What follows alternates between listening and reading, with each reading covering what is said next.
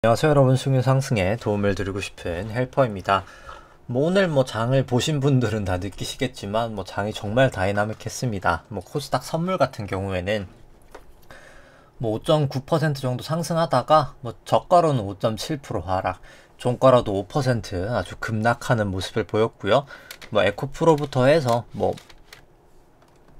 포스코, 퓨처엠이나 포스코 그룹주들, 이제 보통 다 2차전지 관련주들이죠. 다들 급락을 하면서 마감을 했습니다. 여기서 이제 급락은 올라간 부분 대비해서 급락인 거죠. 포스코가 아니라 이제 에코프로 같은 경우에는 한 19% 올랐다가 마이너스 12까지도 빠졌다가 한 마이너스 5% 정도 하락을 하면서 이렇게 긴 꼬리가 나는 안 좋은 모습을 나타내면서 마감이 됐습니다. 더군다나 이제 또 내일이라기보다 사실 오늘 새벽이죠. 오늘 새벽 이제 FOMC도 있기 때문에 결과론적으로 제가 좀 시간은 좀 지연되고 레벨은 더 많이 올라가긴 했지만 점점 이제 좀 보고 있던 뷰대로 이제는 조금 가고 있는 모양새가 아닌가 생각을 합니다. 물론 이제 특히 이제 미국 같은 경우에는 생각보다 훨씬 더 많이 오른 것도 사실이고요.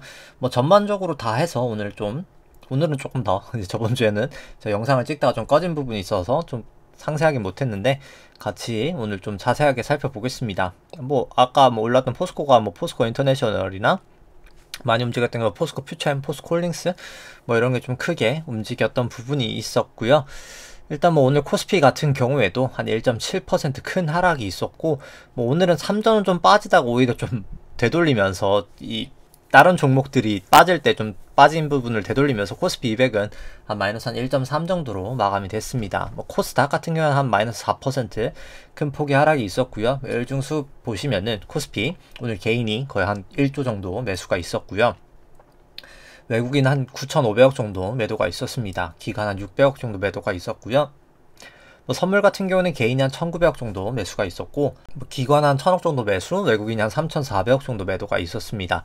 코스닥 같은 경우는 외국인이 한 8,800억 정도 매수가 있었고요. 개인이 한 6,300억 정도 매도, 기관이 한 2,100억 정도 매도가 있었습니다. 누적 수급 살펴보시면은 일단 미국 순 포지션부터 한번 보면은 S&P랑 나스닥 같은 경우에 일단 최근 같은 경우에 S&P 다시 숏 포지션이 조금 더 늘어나고 있는 추세, 증시가 좀 고점이지 않을까라는 생각으로 늘어나고 있고요.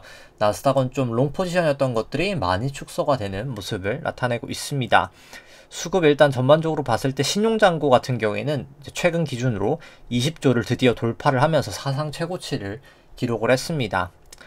아무래도 다 2차전지 주에 영향이 크겠죠. 그래서 6월 선물 만기로부터 일단 코스피부터 살펴보면은 개인이 여기 같은 경우 4.8조 정도 매수 중이고요.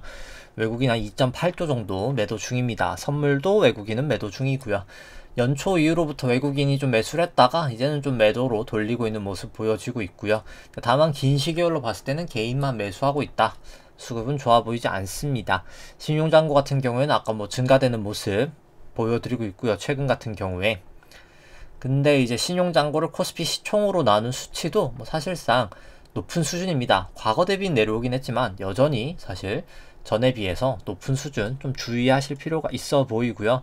코스닥 같은 경우에는 이제 개인의 매수세가 거셉니다. 한 4.8조 정도인 상황이고 외국인 다 매도하고 있고요. 잠시만요. 네네, 그렇죠. 이제 그런 상황이고 그 다음에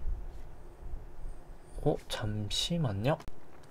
네, 이게 코스닥 같은 경우에는 아마 이게 차트가 제가 봤을 때 지금 좀 약간 파일이 좀 문제가 생겨서 이게 코스피 파일이 들어가 있는 거거든요. 그래서 코스닥 같은 경우에는 설명은 생략하도록 하겠습니다. 코스닥 같은 경우에는 저번 주 거 그냥 수급 좀 살펴보시면 도움이 되실 것 같고요. 파일이 약간 좀 깨진 것 같네요. 요 같은 경우에는. 그 다음에 밸류에이션부터 그냥 바로 살펴보면은 일단 일드갭과 패드 모델 둘 다 그냥 높으면 저평가, 낮으면 고평가인데 고평가라고 보여집니다. 그냥 빨간 색깔 선 낮은 수준에서 계속해서 유지가 되고 있고요. 좀 코스피 긴 시계열로 봐도 좀 고평가 영역이다 계속해서 보여집니다. 코스닥 같은 경우에도 고평가 영역이 계속해서 진행되고 있다라고 보여지고요. 뭐 코스피랑 S&P 같이 돼 있는 걸 봤을 때도 뭐 여기 일드갭도 그렇고 뭐 페드 모델은 조금 더 고평가로 보인다 라고 생각이 됩니다. 뭐 매번 말씀드리지만 S&P PBR을 보더라도 지금 증시는 상당히 고평가다 라고 보실 수 있을 것 같고요. 뭐 그 다음에 그리고 뭐 부동산 같은 경우도 뭐 매번 얘기를 드리지만 특히 이제 미국 쪽 부동산이 좀 많이 고평가가 되어 있습니다. 미국 실질 주택 가격 같은 경우 뭐 상당히 높은 수준이죠. 인플레이션을 조정한 주택 가격인데요. 닷컴 버블이 아니라 2008년도 금융위기 때보다도 더 서브프라임 모기지 때보다도 주택 가격은 높은 상황이고 상업용 부동산이 많이 조정은 보인 것은 사실이지만 양적 완화하기 전에 거를 생각해보면 여기까지도 빠질 룸은 사실 있다라고 보시는 게 더 맞지 않을까 생각을 합니다. 뭐 국내 쪽 같은 경우에는 사실 뭐 조정폭이 꽤나 있는 상황이었다라고 보시면 될 것 같고요. 뭐 나머지는 그냥 참고 삼아 보여드리고 설명은 뭐 생략하도록 하겠습니다. 보시면 참고 삼아 보여드리고 뭐 설명은 생략하도록 하고요. 뭐 그 다음에 이제 바로 매크로 쪽 보기 앞서 뭐 오늘 뭐 증시가 하도 크게 움직였으니까 뭐 차트를 보고 차라리 매크로 쪽을 살펴보도록 하죠. 그래서 그냥 뭐 차트 보고 일단 요 수급적인 수급이 아니라 그냥 기술적 지표들 한번 먼저 살펴보면 뭐 먼저 오늘 코스피 200부터 살펴본다라고 하면은 뭐 장기로 봤을 때가 조금 여긴 더 애매하긴 한데 그래서 여기 뭐 그냥 단기만 보죠. 그래서 이제 코스피 쪽은 아마도 여기가 5파 고점이었을 거라 보고요. A, B, C로 하나의 큰 A파가 나오고 지금 이 반동됐던 이 반발 파동이 저는 B파지 않았을까라고 생각을 합니다. 그래서 뭐 이 B파가 크게 이제 A, B, C가 되죠. 그러니까 A, B로 이루어진 다음에 이게 1, 2, 3, 4, 5까지 나와서 여기가 이제 C로 해서 A, B, C가 큰 B지 않았을까라고 생각을 합니다. 그래서 뭐 한 번 내려갔다가 이렇게 올라갔다가 조정을 보이는 그런 이제 C가 진행되고 있지 않나 생각을 하고요. 뭐 RSI 같은 경우에도 뭐 계속해서 다이버전스가 나고 있죠. 이게 내려가고 있는 모습. 아마 추세적으로 좀 내려가지 않을까 생각을 하고요. 그 다음에 이제 뭐 오늘 뭐 거래량이 뭐 역사적으로 가장 많았습니다. 코스닥까지 합쳐서 그런 모습 나타냈었고요. 합쳤을 때. 일단 뭐 오늘 장대 음봉이 나타나면서 거래량의 전환선 같은 경우에도 깨지게 되었고 50의 이동평균선에서 딱 멈추게 되었습니다. 후행스팬이 이제 여기서 딱 역전이 되면은 기준선까지 깨지면 뭐 이제 좀 시원하게 밀리지 않을까 생각을 하고요. 다만 뭐 아직 주봉상 기준선은 위여서 뭐 추세 자체는 아직도 뭐 상방 추세다라고 보는 게 추세적으로는 맞지 않을까 생각을 합니다. 그 다음에 뭐 코스닥 같은 경우에는 뭐 돌파를 했죠. 돌파를 했는데 뭐 코스닥 같은 경우는 사실 고점 자체가 위치가 다릅니다. 고점이 여기잖아요. 그래서 아마 이제 그냥 이거를 A, 그 다음에 B, 이 다음에 C로 보는 게 더 맞지 않을까 싶기는 하고요. 일단 뭐 어떻게 보든 간에 이렇게 긴 꼬리가 난다는 것 자체가 뭐 상당히 좋아 보이지 않는 모습을 나타내고 있습니다. 그리고 이 위치가 뭐 딱 보시면은 그냥 이게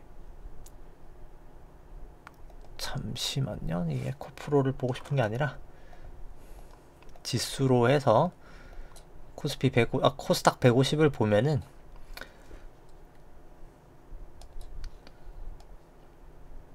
주봉으로 봤을 때 이게 딱 200일 이동평균선을 딱 보시면 이게 200일 볼린저거든요.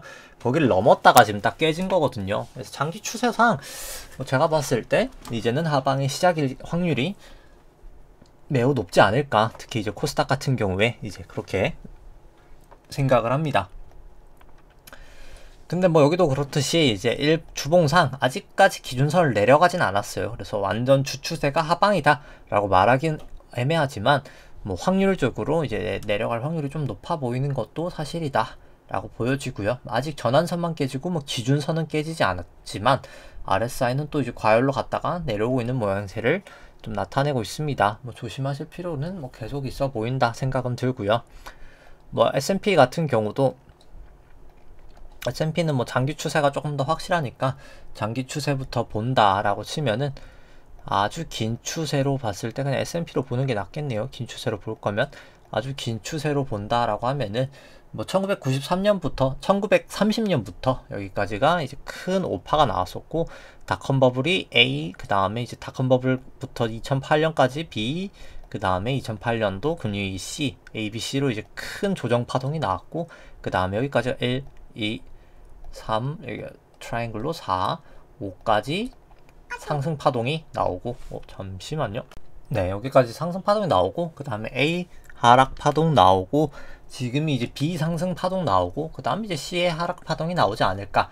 근데 뭐 여기서 이게 그냥 A, B, C가 끝났다라고 볼 수 있겠지만, 너무 이제 하락폭도 좀 작고 기간도 너무 짧은 게 아닌가 생각을 합니다. 그래서 A, B, C 조정으로 한 번 더 나오지 않을까. 그러니까 C 조정이 한 번 더 나오지 않을까 싶고요. 그 다음에 근데 다만 뭐 여기도 일단 주봉상 아직은 위에 있으니까 뭐 추세는 아직까지는 살아있다 라고 보는 게 더 맞을 것 같습니다. 그래서 이제 내려갔던 파동도 결국 이게 A가 아니죠. 이게 1, 2, 3, 4, 5로 큰 A가 되고, 이게 B 파동인데 B의 A, B의 B, 그 다음 1, 2, 그 다음에 그러니까 이게 아마 그냥 제가 봤을 때 A, B, C여서 A고, 그 다음 B고, 이게 1, 2, 3, 4, 5 정도지 않을까 생각을 합니다. 그래서 이제 C고, 그러니까 C가 돼서 큰 B가 되고, 이게 A, B, C가 큰 B가 되고, 이제 C가 나오지 않을까 생각을 하고요. 근데 뭐 여기서 이제 뭐 살짝 한 번 더 빠졌다가 올라가든 뭐든 간에 이제 거의 다 왔다라고는 보여집니다. 일단 근데 뭐 미국은 아직까지는 뭐 추세상으로는 문제는 없죠. 뭐 전선 기준소 다 위에 있고 하기 때문에 추세적으로는 문제가 없지만, 뭐 결국 거의 다 온 것 같다. 이제 뭐 나스닥도 뭐 모양새는 똑같고요. 그 다음에 뭐 코인 같은 경우도 뭐 일단 기준선, 전환선 다 깨졌기 때문에 뭐 사실 뭐 모습은 거의 똑같기 때문에 코인도 뭐 설명을 생략하도록 하겠습니다. 뭐 그 다음에 코스피안의 내재 변동성 당연히 오늘 상승을 하면서 이제 시원하게 좀 올라가고 있는 모습 좀 조심할 필요가 있어 보이고요. 믹스 같은 경우에는 아직까지 뭐 상승을 한 건 아니지만 여기도 뭐 워낙 바닥권이기 때문에 조심하실 필요가 있다라고 보여집니다. 필라델피아 반도체도 여기서 기준선에서 지지가 됐지만 결국 전환선에서 한번 막힐 확률이 높지 않을까 개인적으로 그렇게 보여지고요. 뭐 니케이 같은 경우에는 여기 기준선에서 계속 막히고 있습니다. 유로 같은 경우는 이제 여기서 무너지고 있죠 지금. 그래서 기준선하고 구름대를 깨버리면 정말 좀 조심하실 필요가 있지 않을까 생각을 합니다. 그 다음에 뭐 이제 항생 같은 경우도 여기서 괴선에서 결국 모였다가 위든 아래든 튈 텐데 밑으로 튈 확률이 전 높아 보이고요. 상해 종합도 위든 아래든 결국 모이고 있거든요. 이제 이게 결국 위아래든 좀 방향성이 나타나리라 생각을 합니다. 뭐 달러 인덱스는 일단 여기 기준선에서 막혔는데 여기를 뚫냐 마냐인 것 같고, 뭐 달러 원도 여기서 기준선에서 뚫고 구름대까지 돌파하냐 마냐인 것 같습니다. WTI는 좀 돌파된 모습, 그래서 좀 위로 상방 추세도 가능할 수 있겠다라는 걸 보여주고 있고요. 금도 일단 구름대는 한번 넘어줘야 될 것 같고, 미국 국채 10년물 같은 경우에는 일단 다 역전이 되어 있어서 살짝 반등은 하고 있지만 좀 조심하실 필요는 있어 보인다. 이제 그 정도로 보여집니다. 국채 10년물도 일단 기준선까지 왔는데 여기서 좀 막히느냐 돌파가 되느냐, 뭐 국고도 마찬가지고요. 뭐 FOMC 결과에 따라 좀 달라지겠죠. 그래서 일단 추세를 보면은 뭐 결국 아직까지는 대부분의 지수들이 다 롱 추세입니다. 뭐 코스피 120분봉, 그 다음에 코스닥 120분봉 빼고는 뭐 다 아직까지는 롱 추세로 보는 게 맞고요. 실제로 장기, 단기 뭐 빠질 거 없이 다 일단 추세 자체는 롱 추세가 맞습니다. 이제 그거를 좀 점수화해서 그냥 1로 기준으로 쳤을 때 보더라도 그냥 뭐 높으면 이제 롱을 해야 되는 추세고 낮으면 숏을 해야 되는 추세다라고 볼 수 있겠지만, 뭐 지금은 일단 롱을 크게 할, 숏을 크게 할 그런 상황은 아니고, 오히려 근데 이제 이거를 제가 주봉이 넘었을 때 안 넘었을 때로 기준을 삼기 때문에 지금은 오히려 숏을 하기에는 뭐 좋지는 않은 추세입니다. 추세 자체는. 그러니까 주봉이 넘어가면 그때 움직이자, 뭐죠, 그런 기준으로 되어 있는 거거든요. 근데 일단 뭐 확률적으로는 제가 봤을 때 뭐 사실 이미 고점은 좀 친 게 아닌가 생각을 합니다. 뭐 120분봉으로 봐도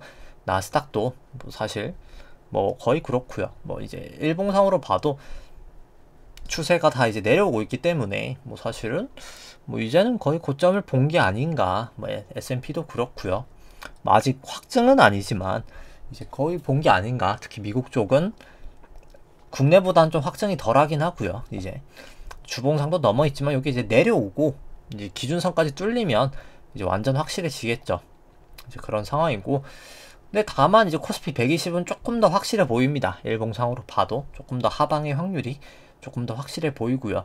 뭐 코스닥 120도 뭐 이렇게 넘었다가 세게 내려오고 있는 모습, 이것도 훨씬 더 확률이 더 높아 보인다. 이제 국내 쪽의 하방 확률이 확률상 저는 더 높아 보인다라고는 생각을 합니다. 그러니까 파동은 미국 게 더 확실한데 그냥 기술적 지표상으로는 그래 보인다 이고요. 그 다음에 이제 뭐 코스피 같은 경우에도 여기도 이제 주봉 같은 경우 이미 내려왔잖아요. 코스피는 뭐 코스닥도 올라갔다가 사실 이제 내일 되면 내려올 거고요. 이게 제가 그 상방 기준으로 걸어놨기 때문에 이렇게 그렇거든요. 그러니까 내일 되면 또 바뀔 거라 훅 내려올 겁니다. 이제 그런 모습을 나타내고 있다라고 보여지고, 그 다음에 이제 그냥 뭐 삼전도 제가 뭐 워낙 대표되는 종목이라 뭐 넣어놨는데,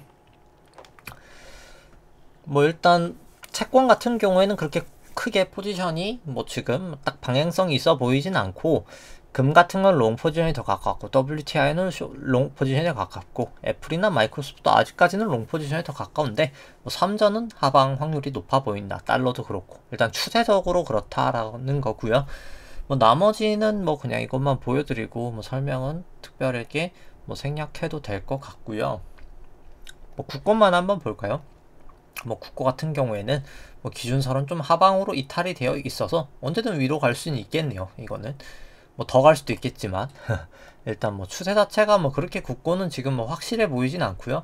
FOMC 영향이 더 크겠죠. 그래서 그건 조금 이따 뒤에서 한번 보도록 하고요. 뭐 달러 원 같은 경우도 뭐 추세가 뭐 엄청 그렇게 확실하진 않죠. 지금 그냥 그래서 뭐 이런 좀 지금은 좀 그냥 애매한 상황, 이제 그 정도로 보여집니다. 뭐 솔직히 추세가 그냥 애매하죠 지금은.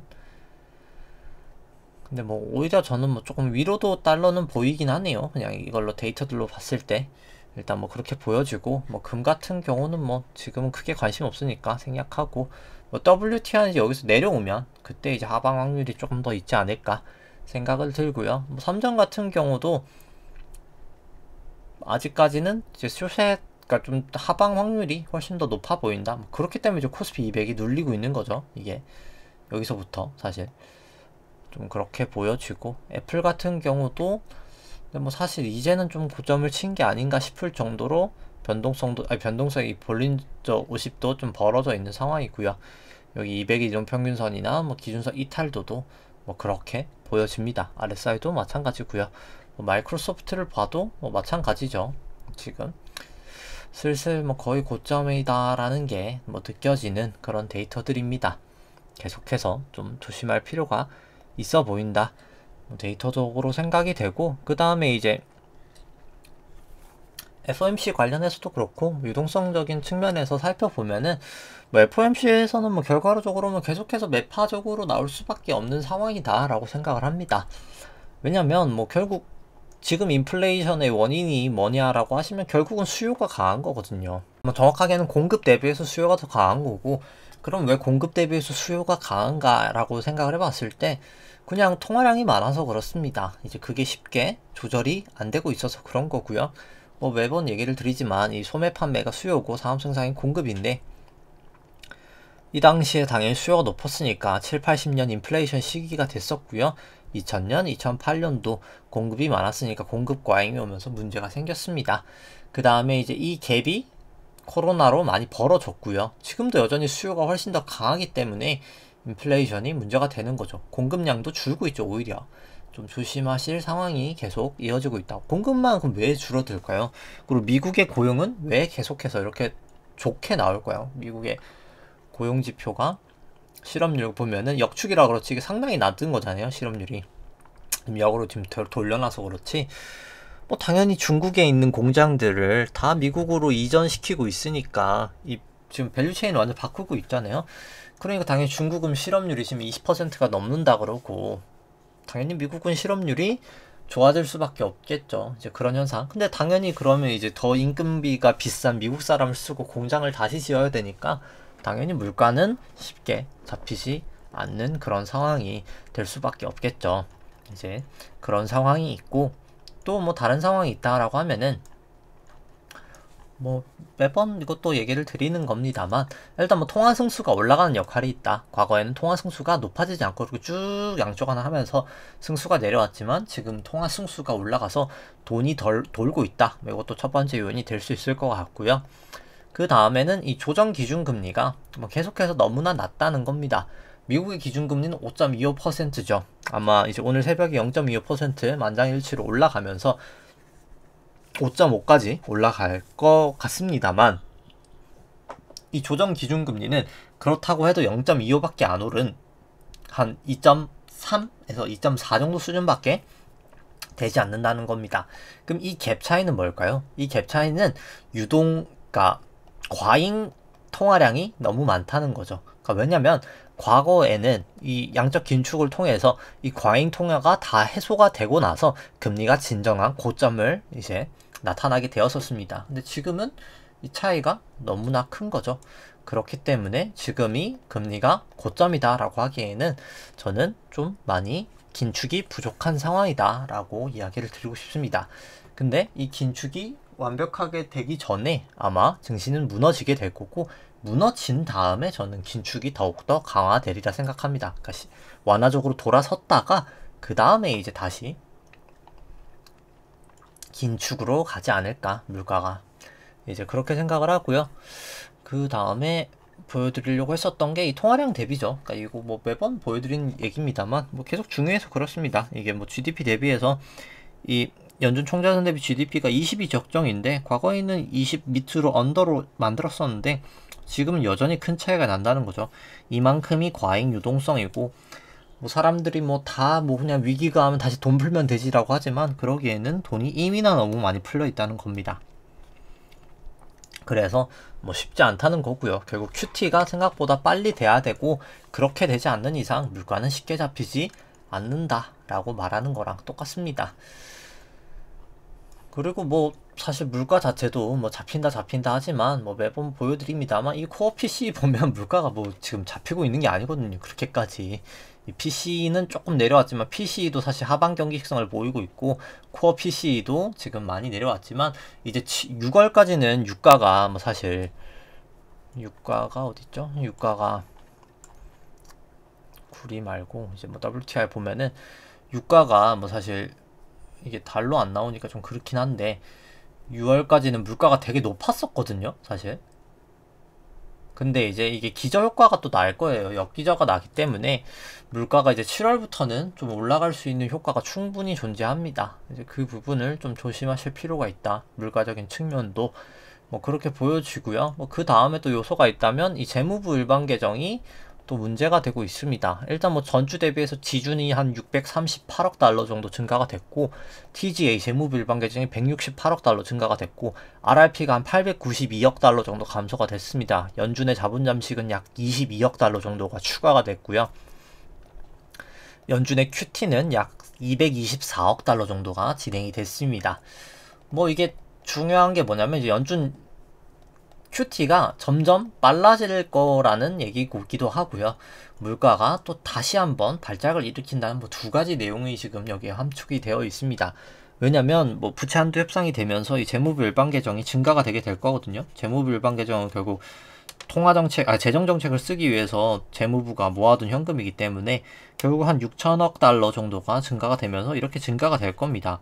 그럼 뭔가가 감소해야 되겠죠? 이 RRP랑 지준이 감소를 해야 되는데 뭐 지금은 이제 국채 금리가 단기 쪽이 많이 상승을 하면서 이 RRP가 많이 감소가 되고 있어요. 그만큼 이 TGA는 증가가 되는데 뭐 여기까지는 오케이입니다. 근데 중요한 거는 재정정책이 결국은 집행이 되면 이 돈은 다 써지겠죠? 그럼 다시 돈이 타고 다시 지준으로 들어오게 됩니다. 근데 타고가 중요한 거죠. 재정정책은 바로 즉각적인 인플레이션 효과를 나타내게 됩니다. 왜냐면 돈을 쓰는 거잖아요, 어딘가에. 그래서 돈을 승수가 올라가면서 돈이 써지면서 물가를 자극하게 되고, 물가를 자극하게 된 다음에 다시 돈이 이제 지준으로 증가되면서 이게 증가되면은 결국 QT가 다시 더 가속화가 될 수 있는 겁니다. 지금은 이제 RRP에 돈이 많았어가지고 이게 QT가 빠르게 되지 못했었는데, 지준으로 돈이 들어오면 QT가 훨씬 더 빨리 될 수 있거든요. 금융시장에 돈이 계속해서 감소가 되는 QT가 더 빨리 진행될 수 있다라고 보시면 되고요. 뭐 이제 그리고 ECB랑 BOJ도 중요한 게, 이제 ECB도 계속해서 지금 QT가 진행되고 있다. 그래서 금융시장의 돈이 점점 빨려 들어가고 있다라고 보시면 됩니다. 뭐 그게 결국 영향을 미치고 인지가 되는 순간 시장이 무너지게 되는 거겠죠. BOJ 같은 경우가 이제 아직까지는 그렇게 하고 있지는 않은데, 결국 BOJ도 한계에 다다를 거란 말이죠. 미국 소비자 물가, 일본 소비자 물가 계속해서 쉽게 이제 바닥을 보이지 않고 있습니다. 쉽게 빠지지 않는다는 거죠. 근데 실업률은 계속 낮은 수치가 유지가 됩니다. 근데 이제 화는 또 요동치고 있습니다. 엔화도. 그런 상황에서 계속해서 YCC를 한다? 불가능한 상황이다. 결국 뭐 지금 뭐 8월이냐 9월이냐 10월이냐, 그러니까 뭐 언제냐의 문제지, 결국 YCC도 조정이 될 수밖에 없고 결국은 없어질 수밖에 없기 때문에, 그러니까 빚을 영원히 무제한적으로 줄 수 있는 나라는 어느 나라도 없습니다. 이제 점점 모든 나라가 이제 그런 상황이 되어지고, 그 임계점이 뭐 사실 거의 도래했다라고 보시는 게 맞다라고 생각을 하고요. 뭐 그래서 뭐 결국은 문제가 될 거라고 봅니다. 뭐 정부 대비해서 GDP 부채를 봐도 그렇고, 보시면은 그게 여기 있죠. 미국 정부 부채 대비해서 GDP 빨간색인데, 뭐 거의 123%, 역사적으로 이때보다 높았던 적이 없습니다. 미국이 전쟁하던 시절도 이만큼 높진 않았어요. 근데 이게 무제한으로 높아질 수 있다? 당연히 불가능합니다. 지금 금리도 높은 상황에서. 뭐 그런 상황이기 때문에 결국 끝은 올 거고, 지금 아마 우리가 그 끝을 보는 세대가 되리라 생각을 하고, 뭐 저는 이제 C파기 때문에, A, B, C이기 때문에 결국 한 2000년 정도 느낌으로 한번 세게 강하게 빠지지 않을까 라고 생각을 합니다. 그래서 뭐 결론적으로 오늘 FOMC에서도 매파적으로 나올 것 같고요. 매파적으로 나온 다음에 아마 좀 증시나 이런 거는 좀 휘청일 것 같고, 근데 결국 기나긴 하락을 끝낸 다음에 통화량이 그때까지도 완벽하게 전 줄어들지 않았을 거라고 보고, 이제 그 다음에 이제 줄이는 와중에 저는 증시가 그 다음에 이제 폭풍 랠리를 하지 않을까, 개인적으로 그렇게 생각을 합니다. 그러니까 지금은 뭐 사실 그런 거죠. 원래는 물가가 높을 때도 증시가 높아져야 돼요. 그러니까 물가라는 게 뭐죠? 물건의 가격이잖아요. 근데 주가는 뭐죠? 주식의 가격이잖아요.